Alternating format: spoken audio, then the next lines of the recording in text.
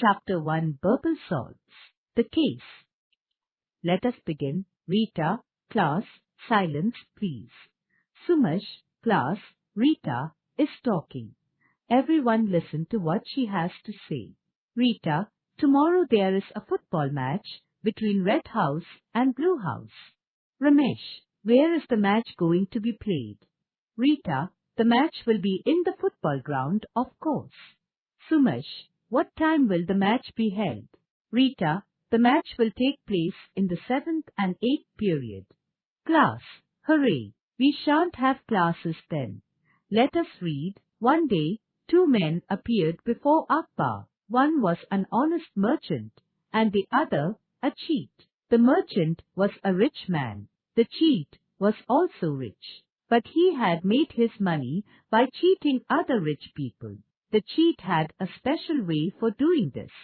He would make friends with rich people, posing as a good and honest man. Then, when he had won their confidence, he would cheat them. He would do so very cleverly, with the result that so far he had not been caught. On this occasion, he had made friends with the merchant in the same way. When he had won the merchant's confidence, he invited the merchant to his house one night for dinner. Since the merchant thought him to be a good friend, gladly he went along. Some of the cheat's friends were present at the dinner. There was plenty to eat and drink, and plenty of fun and laughter. The merchant returned home that night very pleased. However, the next morning he was amazed when the cheat arrived at his house, accusing him of having stolen a costly diamond.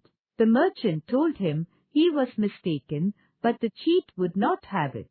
He insisted that the merchant either return the diamond or pay for it. Since the merchant refused, the cheat took the matter to Akbar. As witnesses, he took along 4 of his friends who had been present at the dinner. All 4 said that the merchant had stolen the diamond. Akbar listened to the stories of both parties. At the end he did not know whom to believe. In spite of the 4 witnesses, he felt the merchant was not guilty. He looked an honest sort. Noticing Birbal standing close by, Akbar turned to him and said, "Birbal, you have heard everything. Can you say who is guilty in this case?" "I will try, sir. Let me think," answered Birbal quietly. After a moment, Birbal asked for some clay to be brought. When this was done, he divided the clay into 4 parts, handing one to each witness. Then he said to them, "Now, you have all seen this diamond which the merchant has stolen. So I am putting you into separate rooms. I want each of you to shape your lump of clay into diamond, like the one you saw." 4 court attendants now came forward and led the 4 witnesses away. The result was that soon each witness found himself alone in a room with a lump of clay which he did not know what to do with. In truth, none of the 4 had ever seen a diamond. They had been bribed by the cheat to appear as witnesses. It so happened that each of the 4 belonged to a different trade. While one was a barber, another was a tailor, the third was a carpenter, and the 4th was a butcher. As the barber wondered what to do, suddenly he remembered his father having told him that, as a barber, his razor was as precious to him as a diamond.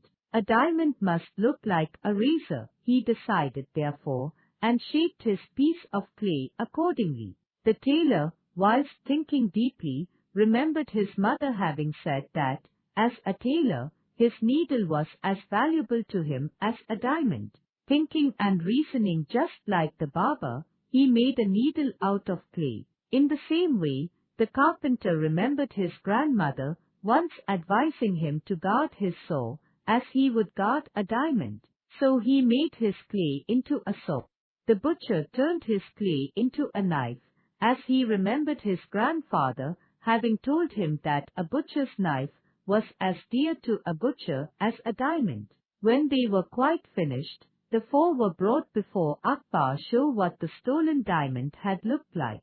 Again, too, it is clear those men have never seen a diamond, sire, pointed out Birbal, glancing at the 4 clay models.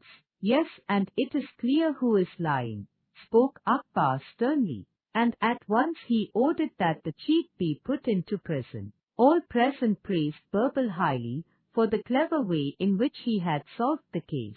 As the news spread, Birbal began to be well known, while Akbar began to seek his help in such matters often. Let us recite which loved best. I love you, mother, said Little John. Then, forgetting his work, his cap went on, and he was off to the garden swing, leaving his mother the wood to bring. I love you, mother, said Little Noun. I love you better than tongue can tell. Then she teased and pouted half the day, till mother rejoiced when she went to play. I love you, mother, said Little Fan. Today I help you all I can. To cradle then she did softly creep, and rocked the baby till it fell asleep. Then stepping softly, she took the broom and swept the floor, and dusted the room.